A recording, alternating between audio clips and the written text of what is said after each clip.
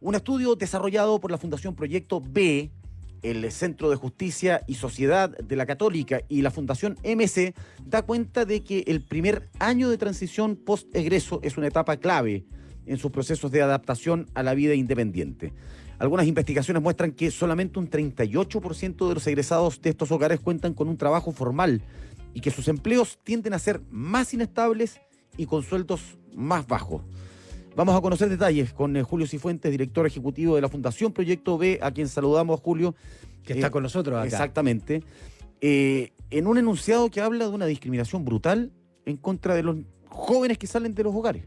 ¿Cómo estás? Sí, hola Francisco. Hola, ¿cómo estás? Un gusto estar aquí con usted esta tarde y saludar también a quienes nos están escuchando. Sí, efectivamente aquí enfrentamos una problemática que es muy grande para cientos de jóvenes. Hablamos cerca de 600 que todos los años egresan de residencias de protección.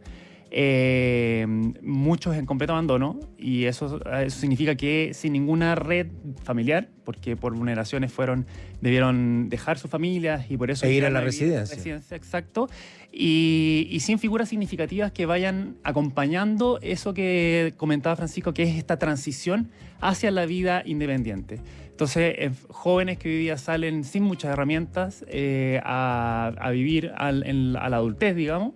Y eso ha generado una problemática que la podemos reflejar, por ejemplo, en jóvenes en situación de calle. Hoy día cerca de un 25% de las personas en situación de calle pasó por una institución del Sename. Pero ahora ya por ley no puede estar ahí.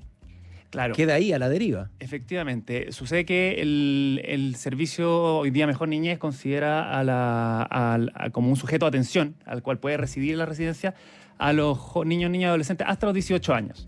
Salvo que se encuentren matriculados en alguna institución de educación, o sea, que estén estudiando y por tanto ahí pueden ampliar hasta los 24 años su estadía. Sin perjuicio de eso, a los 24 años debiesen ya abandonar. Entonces, pero por último ahí salen con otras herramientas, digamos, claro, educacionales, formativas. Efectivamente, uno podría pensar que aquellos que están estudiando contarían con mejores herramientas para poder insertarse en la sociedad después de haber pasado por esta institucionalización que es la residencia en estos hogares, pero igual enfrentan muchas otras problemáticas. Hay que pensar que son niños, niñas y adolescentes que fueron gravemente vulnerados en sus derechos durante su infancia y adolescencia, y por tanto también muchos vienen con harto trauma desde muchos años atrás, que obviamente son parte de las problemáticas que se van sumando a lo que enfrentan en esta transición a la adultez. Y digamos que durante el paso por el ex Sename, al menos, no sé cómo está funcionando hoy el tema, la situación no mejoraba mucho tampoco. Exacto. Bueno, hoy día nos encontramos en un momento de harto cambio de la institucionalidad de la niñez y adolescencia. Efectivamente teníamos un gran Sename que se hacía cargo de las residencias de protección, que eran niños, niñas y adolescentes vulneradas que llegaban a vivir en estos hogares. Y por otro lado teníamos el mundo de justicia juvenil, que eran niños, niñas y adolescentes en realidad, que cometen delito entre los 14 y los 17 años. Ambos áreas las tenía Sename, pero eso se empezó a dividir a raíz de mucho, tanta denuncia que hubo. Claro, y también para garantizar derechos que eran obligación de Chile también por la Convención de los Derechos del Niño, que estaban ratificados por Chile, etcétera. Hay un largo proceso en que se va cambiando esto. Y hoy día queda en Mejor Niñez todo el área de protección, o sea, estas residencias y en Sename mantuvo justicia juvenil, pero en enero de este año se publicó una ley que crea el nuevo Servicio Nacional de Reinserción Social Juvenil, que entonces viene a reemplazar este Sename, y quedamos ya instalados con dos instituciones más especializadas. Separadas, especializadas, que es la idea. Uno en el ámbito de la protección de derechos de jóvenes vulnerados, ¿cierto? Y el otro de justicia juvenil probablemente. Claro, porque tú mencionaste una palabra, salen sin muchas herramientas, lo que habla de que, claro, las residencias los protegen, pero no les entregan muchos mecanismos tampoco como para salir a buscarse la vida, digámoslo así. Y ahí aparecen fundaciones como la de usted, donde tratan de establecer ese puente entre su salida a la sociedad como para poder insertarse. ¿Y qué se requiere para eso? Claro. Bueno, tal cual. Hacíamos referencia a un estudio que hicimos desde la Fundación Proyecto E, que precisamente uno de los elementos que levanta es que existe una falta de preparación para esa transición hacia la vida independiente. de los jóvenes que van egresando de la residencia. Y uno de los ámbitos relevantes que aparecen ahí es que hay mucha falta de herramientas para encontrar un trabajo después. ¿Por qué un trabajo es importante? Porque el trabajo es mucho más que solo el ingreso, también es una forma de ir adquiriendo una proyección hacia el futuro, la protección social, que todos sabemos que están ligadas siempre a un trabajo, asegurar un techo mínimo después de haber egresado. Entonces, es muy importante el trabajo, pero faltan muchas herramientas para lograr sortear esas barreras de entrada que muchas veces... Ahora, el tema trabajo llama la atención porque uno ve que en el Estado, lamentablemente, hoy, ayer, anteayer, el Estado ha sido por los amigos constantemente, y llama la atención que todo el dinero empleado por el mismo Estado para formar a estos niños no sigue una línea donde estos muchachos puedan ingresar al mismo Estado, digamos. Pues finalmente terminan los amigotes de turno rigiendo distintas instituciones estatales y estos muchachos quedan desamparados, quedan a la deriva en lugar de utilizar el mismo Estado. Tal cual.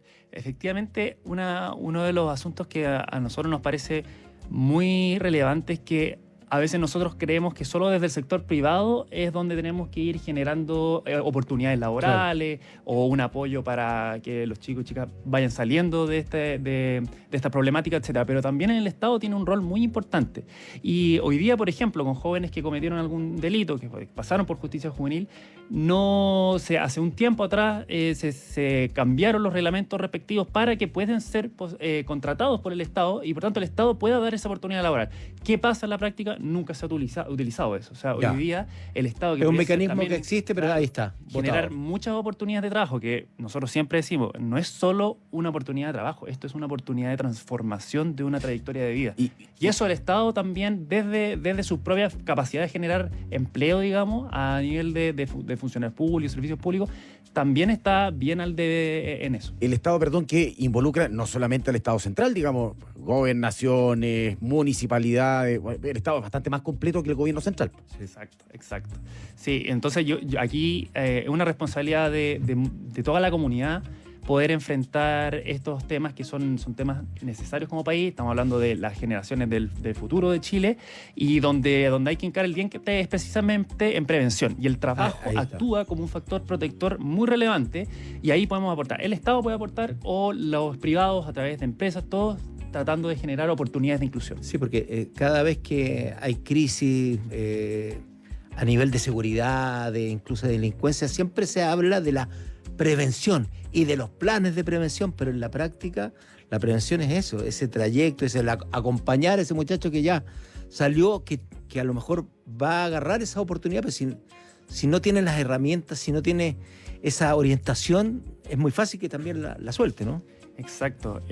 Uno de los elementos centrales para poder enfrentar, digamos, de manera más o menos exitosa la seguridad tiene que ver con cómo nosotros protegemos a la niñez y adolescencia de nuestro país. O sea, también la protección de nuestros niños y adolescentes es más seguridad para el país. Sí. Y ahí es muy importante ir viendo lo que decía Eugenio, enfocar en cuál es la trayectoria de los jóvenes, de un joven, por ejemplo, que llega a cometer un delito a los 16, 17 años. Normalmente, si vamos viendo esas trayectorias, vamos a ver un sinnúmero de vulneraciones que comenzaron hace muy tempranamente. Incluso hoy día venía un reportaje en el diario El Mercurio que decía cómo afecta la pobreza el desarrollo cerebral. Por ejemplo, también cómo vulneraciones también van generando traumas que nos pueden llevar a un joven que entra en conflicto con la ley penal y por tanto llega al sistema de justicia juvenil. Entonces, para una protección integral, para generar más prevención y por tanto un país más seguro para todos, es necesario ver esas trayectorias de vida y cómo aportamos con todos en generar oportunidades de inclusión. Ahora, ¿en qué momento se toma la determinación de hacerlo? Porque tenemos los estudios, digamos, pero alguien tiene que decir, bueno, agarremos los estudios y hagamos la pega. Claro. Yo creo que hoy día nos encontramos en un momento de oportunidad importante, precisamente por lo que les comentaba de que estamos frente a cambios institucionales grandes. Aprovechar estas mejoras en el sistema. Tenemos primero una ley de garantía de la niñez que es como el gran globo, ¿cierto?, de garantías y derechos para niños y adolescentes. Pero por otra parte tenemos dos instituciones que lo que vienen a buscar es mayor especialización y basándose precisamente en la evidencia que estamos conversando aquí. O sea, evidencia hay, sabemos más o menos por dónde tenemos que ir caminando. Lo importante entonces ahora es que pongamos las voluntades para Ejecutar. generar recursos económicos, digamos, a estas instituciones, hacerlas robustas, que permitamos una implementación fuerte de estas instituciones con programas muy especializados para apoyar esta transición. Y efectivamente esto no es algo que tenemos que llegar siempre antes. Lo ideal es que si a un joven, por ejemplo, va a abandonar una residencia de protección a los 18 años, nosotros empecemos a trabajar esta preparación para la vida independiente desde mucho antes, 13 años, incluso antes. Y quizás cuando llegamos a la etapa final ya vemos, bueno, el trabajo es importante, trabajemos la exploración vocacional, trabajemos las herramientas básicas para entrar al mercado de trabajo, pero quizás también hay otras áreas, veamos la educación, quieren entrar a la educación superior, bueno, apoyamos entonces su plan de vida. Entonces, hoy día con esta nueva institucionalidad hay posibilidades de ir mejorando esto hacia adelante. Ahora, la pregunta que se deben hacer muchos es si se advierte la disposición para atacar el problema, se advierte la disposición para generar más recursos, para acompañar, para apoyar. Y digo, no me refiero de nuevo ni al gobierno de ahora, sino que a nivel estatal, a nivel transversal incluso en la política, porque finalmente, ¿quién va a tener que aprobar todo esto? Claro. Mira, uno de los instrumentos, yo creo, positivos que crea la nueva institucionalidad es que hay comisiones entre distintas instituciones del Estado, comités operativos regionales, hay uno nacional, que ¿qué es lo que hace? Precisamente tratar de involucrar a todo el intersector público en este tipo de desafíos. Entonces, no solo tenemos a una cartera, por ejemplo, no solo, por ejemplo, trabajo, si estamos hablando de inserción laboral, también educación, Claro. Salud, etcétera, con sus respectivos servicios para que de una forma integral y sistemática enfrentemos este problema. Porque claro, uno de los desafíos es que, por ejemplo, si hablamos con jóvenes que están transitando hacia la vida independiente, es, claro, lo laboral es muy importante, un factor muy importante, pero también hay que ver problemas de salud mental, adicciones, educación, por supuesto, un tremendo rezago educacional también que se presenta. Entonces, con una institución sola probablemente no va a poder abarcarlo todo. Entonces, se requiere de todo el intersector, de toda la institucionalidad que vaya enfrentando estos desafíos. Oye, te queremos agradecer primero que hayas venido en un día domingo, además, a disponer de tu tiempo y compartir con la gente que escucha a lo largo de todo el país a Bio Bio en un tema muy importante. Exactamente. Detalle de los estudios, ¿dónde podemos encontrar? Va a estar publicado en la página de Fundación Proyecto B, www.fundacionproyectob.cl. Proyecto B con B larga. Con B larga, Sí. exacto. Proyecto B. Ahí va a estar, y tuvimos también un seminario la semana pasada donde se presentaron los primeros hallazgos. Eso también lo encuentran en el YouTube de la Fundación. Buscan Proyecto B en YouTube. También hay un buen seminario. Contamos con todas las autoridades pertinentes en la materia y yo creo que es súper interesante poder mirar eso y visibilizar este tema que normalmente no se habla mucho, y por eso les aprovecho a agradecer la invitación de haber estado aquí con ustedes. De nada, a ti. Julio Cifuentes, director ejecutivo de la Fundación Proyecto B, muchas gracias por estar acá y compartir con los auditores, las y los auditores de Bio Bio.